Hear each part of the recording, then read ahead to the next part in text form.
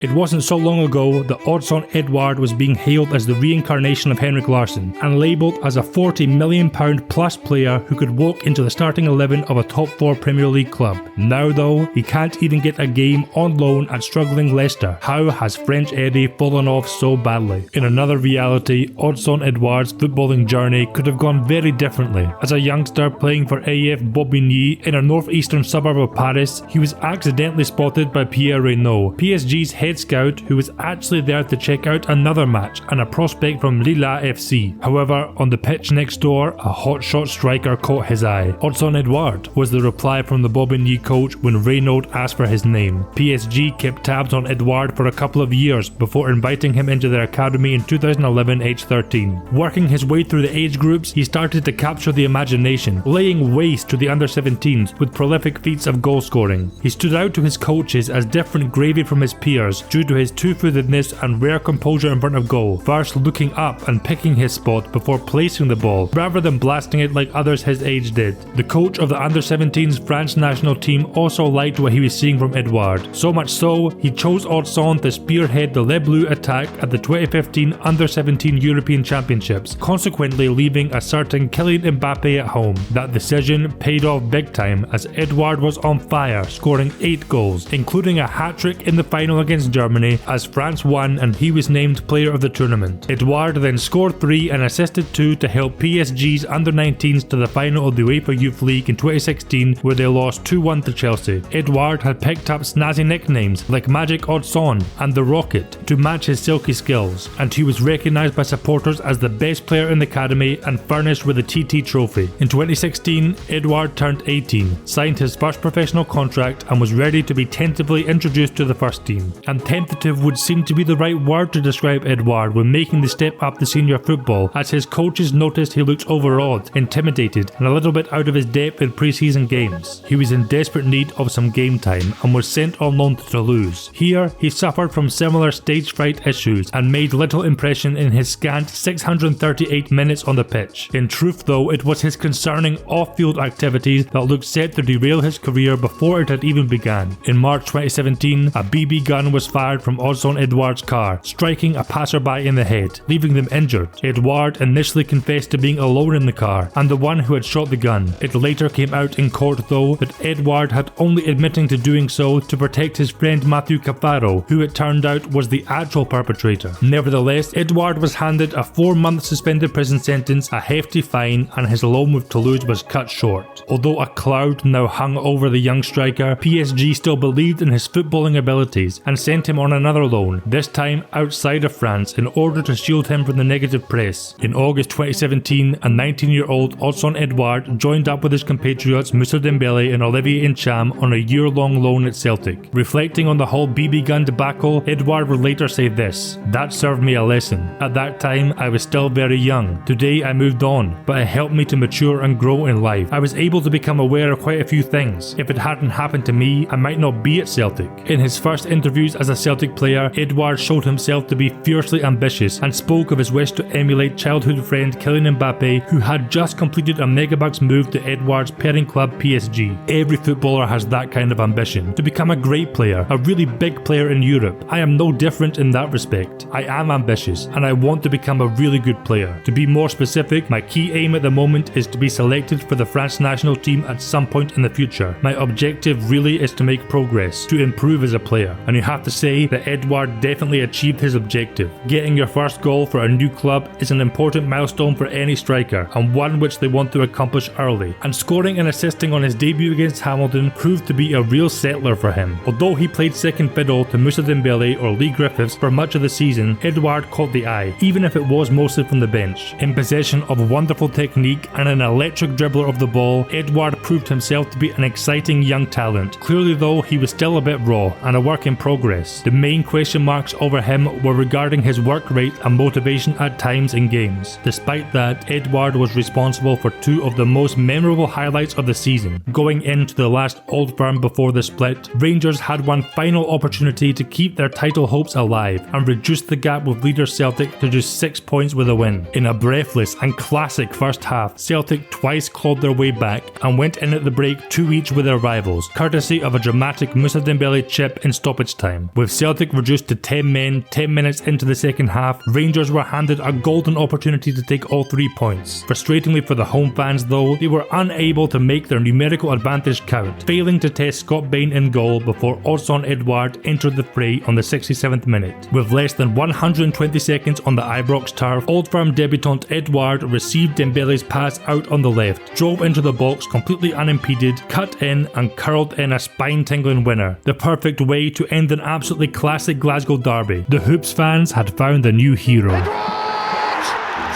are ahead for the first time and with 10 men. Keep your distance, Rangers, is the message from Celtic. Keep your distance. But Édouard was far from finished putting Rangers to the sword. A month later, and in the final Old Firm derby of the season, Celtic had the chance to clinch the title with victory over their bitter rivals for the first time in 39 years. Although Celtic were dominant in the opening stages, in games like that, the longer you go without getting the opener, the more tense the situation becomes. Celtic, however, had Édouard on hand to make sure that did not happen, tapping home Kieran Tierney's fine cutback after a quarter of an hour.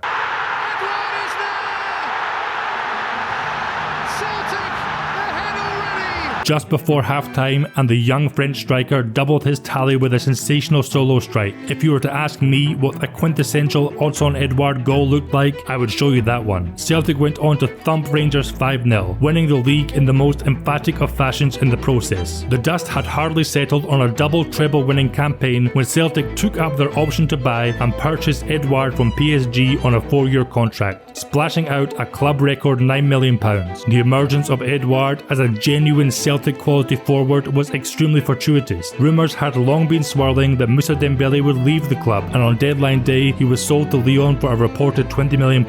With such a significant sum invested in him, Édouard was under serious pressure to step up and fill the void left by Dembele immediately. He got off to a bit of a slow start though. In the first 7 league games, Rodgers alternated between Édouard and Griffiths as the first choice striker, and Édouard only managed to score once in that time. After that though, when Griffiths was unavailable due to first injury and then personal problems, Édouard caught fire and showed exactly why the bank had been broken to bring him to paradise. His dazzling skill set made him key to the way Celtic attacked. He was happy to drop into midfield to start off his attacks. His decisions had improved, and he was more often opting to find a teammate when the shot wasn't on. Comfortable playing with his back to goal, Édouard was great at using his strength and body to hold off defenders before finding a perfect pass to a teammate. This made him invaluable at making quick 1 or 2 touch interchanges on the edge of the box to unlock stubborn deep-lying defences in Scotland. He was happy to take the ball out wide, usually on the left flank, where he would either drive to the byline and send in a cross or cut in and curl a shot at goal. Finishing wise, he was clinical. 2-footed, he had a knack for finding the corners of the goals with his shots, often giving goalies little chance. A very clever player, he scored his fair share of poachers' goals and tap-ins, possessing that quality that all great goal scorers do, of being in the right place at the right time. He was also a great threat from free kicks. However, there was one quality that set him apart, and that was his dribbling. Employing a dizzying array of stepovers, dragbacks and body feints, all while moving at breakneck speed, Édouard was twisting and turning defenders inside out up and down the country. As Brendan Rodgers said, some of the things he does every day I find myself applauding, due to the sheer quality that he possesses, which is incredible. He also has a great footballing brain and technique for such a young player. He's very strong, although he maybe doesn't look it, but you can see the number of times he holds opponents off. He's a game changer, no question. He's already shown that speed, that intelligence, that power at all the levels. He can occupy back fours, and he's got a lot of tools in his locker with a lot more development to come. Although some niggling injuries did slow him down a bit around Christmas, overall he really looked to be a complete modern forward and scored 15 league goals, 23 in all competitions as Celtic romped to a domestic treble, an historic and unprecedented third in 3 years. And he really made some vital contributions, last minute winners against Dundee and Hearts. A goal and an assist in the penultimate Old Firm of the season to all but kill Rangers' title challenge. The biggest defensive hurdle of the ball. Édouard now. Scott Brown is actually keeping up through the middle here. Édouard going it alone! And you can't blame him for that! Tavernier. Error. And Forrest pops up! And in the Scottish Cup final, with Celtic a goal down to an impressive Hearts, Odsonne Édouard stood up to make the difference and make history. Here comes Édouard. Édouard, the club's record signing, scores! same age. Oh, that's broken through for Édouard! Celtic do it again! Just keep on doing it! And Odsonne Édouard might be the man who seals the treble! I'm very happy. Very happy.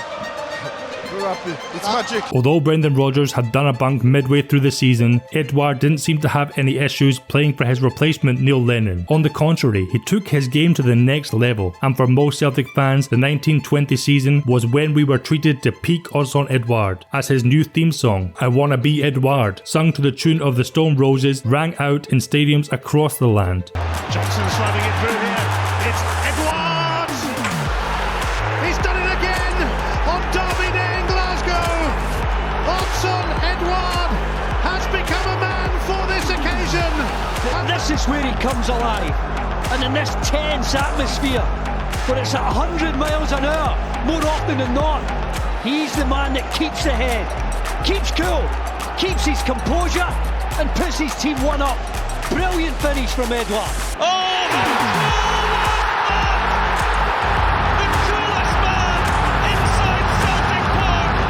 Édouard, oh, he's done brilliantly. Out wide, Odsonne Édouard. Édouard into the box, still Odsonne Édouard. Takes a shot, palmed away, and Cham! Édouard. So many bodies back that Celtic have to be clever, and they have been! Édouard sets up Ryan Christie! That's a terrible pass. Édouard, can it get even better for Celtic? Here's Olivier Cham to win the game! McGregor, otra vez Édouard, gol! A la tercera llegó la vencida, Odsonne Édouard! With the hype building, Celtic greats like Chris Sutton, Martin O'Neill and John Hartson were comparing him to the legendary striker Henrik Larsson. Édouard also started to get linked with clubs in the Premier League, with Manchester United credited with an interest, as well as suggestions former boss Brendan Rodgers was ready to shell out £30 million to lure him to Leicester in the summer. When coronavirus curtailed the season in March, Édouard was Celtic and the SPL's top scorer with 22 in the league. He also had 11 league assists to his name, highlighting just how important he was to the team. 13 points ahead of Rangers, Celtic were eventually awarded the league, the team's 9th title in a row. With Édouard the best player in Scotland and one of the most exciting young talents in Europe, most Celtic fans expected him to break their hearts and depart for a bigger league before he could help them to seal the fabled 10 in a row. Despite plenty of headlines claiming that this club and that club were lining up bids for Eddy, only a Bundesliga team actually tabled a bid, which was instantly thrown out by Celtic. So going into the 2021 season, Odsonne Édouard was still leading the line for Celtic and was expected to fire the hoops to glory and a place in the history books. And it looked like he would do just that, poaching a hat-trick on the opening league match of the season against Hamilton. However, this wasn't a sign of things to come, as French Eddy looked a bit out of sorts in a 1-1 draw with Kilmarnock the following week, although he wasn't the only one. Over the next 7 league games, Édouard's struggles in front of goal continued, as he scored only 1, although he did also sit out a couple of games due to a hamstring niggle. Despite Édouard not hitting his usual heights in front of goal, he was still playing well enough, creating chances, and the team didn't miss his goals too much as they were on a 7-match winning run. And then everything went off the rails. Édouard contracted coronavirus during the international break with the France under-21s and missed the first Old Firm of the season, which Celtic lost 2-0. With Édouard still unavailable, they dropped more points with the draw at Aberdeen.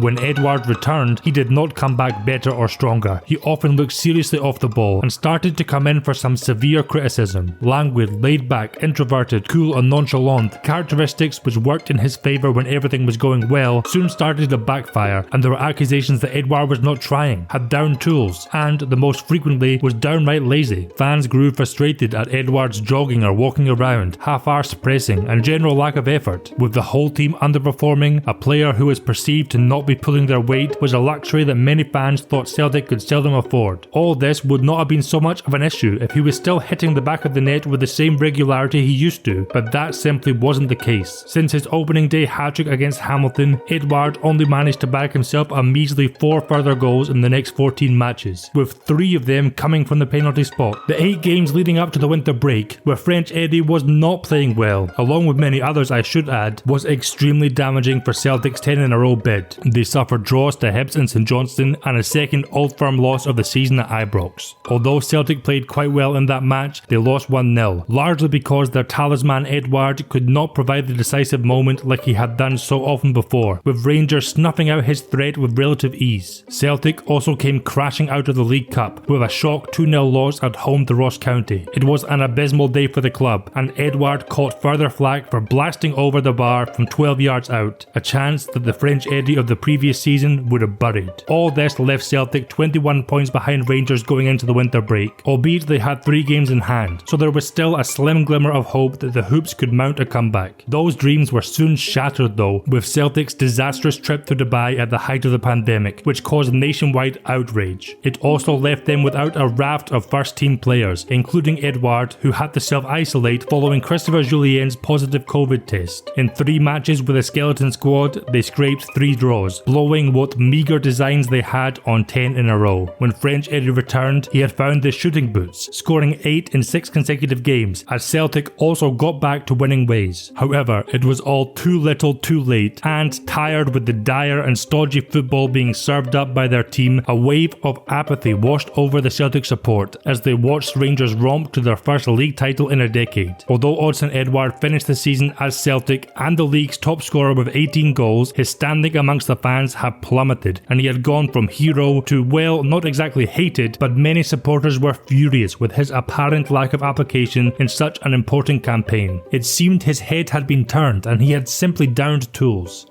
Edouard himself obviously refuted this, saying, "No, this is not true. I think the fans said this because all the team played bad last season. Personally, I always give 100% for the team and 100% on the field. For me, I think generally he was trying as hard as he could in terms of attacking. Things just weren't coming off for him or falling for him like they had in the past. He also seemed to have lost some of his killer instinct. Perhaps his confidence had taken a knock, or he was suffering from the after effects of COVID. One game that best summed up his season in front of goal was a shocking performance against Rangers in a 2-0 Scottish Cup defeat. 6 yards from goal, he horribly fluffed his lines, going for some strange Puskas award-winning attempt rather than just smashing into the ground and scoring. And that just about sums it up for Celtic. No, you cannot miss that.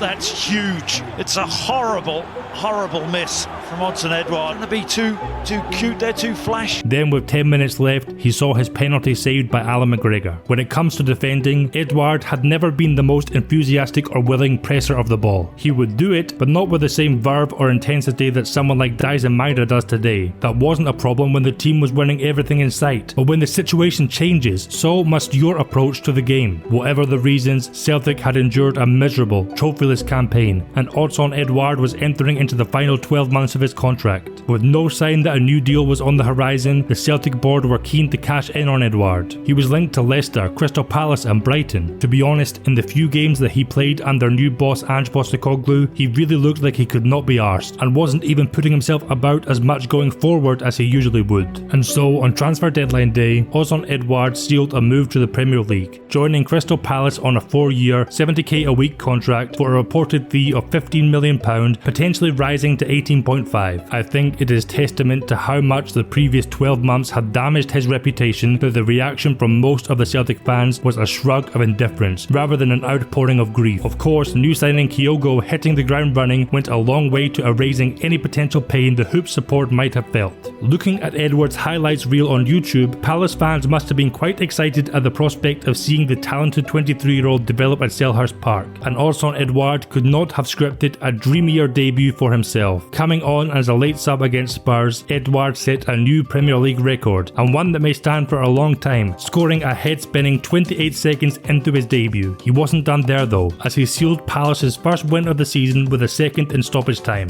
Despite that blistering start and the promise of many more goals to come, it's fair to say that Édouard's first 2 seasons in the Premier League were largely disappointing. There were flashes of his undoubted brilliance, and goals against Liverpool, Arsenal and Chelsea showed he could make an impact against the best teams in the league. However, he failed to live up to expectations on a consistent basis, and across the 21-22 and 22-23 seasons, he scored just 11 in 63 Premier League appearances. Why? What was going on? Well, firstly, he had to adjust to the big step up in quality of opposition he was facing in one of the most competitive leagues in the world. Secondly, at Celtic, Odsonne was used to playing in a team which had the lion's share of possession, dominated matches and created bucket loads of chances. Crystal Palace, however, are a counter-attacking team, and Edouard was asked to do a lot more defensive work than he would have liked. He was seen in his own half mucking in far more than he ever had been in Scotland. Also, it was a system which utilised a lone striker. Edouard worked much better with a partner. His great on-field connection with Lee Griffiths or Ryan Christie proved that. Because of this, Patrick Vieira and then Roy Hodgson alternated between Edouard, Mateta and even Jordan Ayew through the middle. This meant that French Eddy went for long stretches on the bench, denting his confidence and stopping him from getting into a rhythm. On Edouard's part, he was criticised at times for his low work rate, poor final ball and lack of cutting edge in front of goal. His application was also questioned by management, with Patrick Vieira saying this: "I hope he's getting frustrated. I want more from Edouard. He can be a really important player for us. I want more from him. I hope that not starting the last couple of games hurts him and he shows more." So after 2 years at Crystal Palace, it was fair to say that Odsonne Édouard was yet to really arrive in the Premier League, and going into last season, many fans felt this was the final chance for French Eddy to prove that he had what it took. And with injuries to Michael Olise and Eberechi Eze and Jean-Philippe Mateta out of favour, Édouard got that chance and was given a real run in the starting 11 for the first time in his Palace career, starting every one of Palace's first 15 league games. And he more or less seemed to rise to the task of being his side's main attacking threat, equalling his best ever goals tally in the Prem in those games. Apparently working harder in training than he ever had before, his all-round game looked to have improved. His hold-up play and positioning in particular looked better. However, he was still plagued by his usual inconsistencies and did look quite poor in some matches, giving away possession far too cheaply. However, just when it seemed as if Édouard would finally reach double figures for the first time since arriving in England, he injured his knee against Liverpool and was out for several weeks. When he returned, Mateta was channeling his inner Didier Drogba and banging in goals at such a frightening rate that he was more or less undroppable by first Hodgson and then Glasner. Consequently, Édouard managed just 2 starts in the last 70 league games of the season, being otherwise used as a late sub, and he added only 1 more goal to his tally. This summer, it seemed like Palace were ready to cut their losses on the Édouard experiment, and with the player entering the final year of his contract, it was reported that he had been put up for sale. This led to rumours in the press linking him with a move back to Celtic. Once more, just how far he had fallen off was highlighted by the fact that nearly every Celtic supporter thought that bringing him back to paradise would be a terrible idea. But by the time deadline day rolled around, there had been no concrete offers for Édouard, and with the £30 million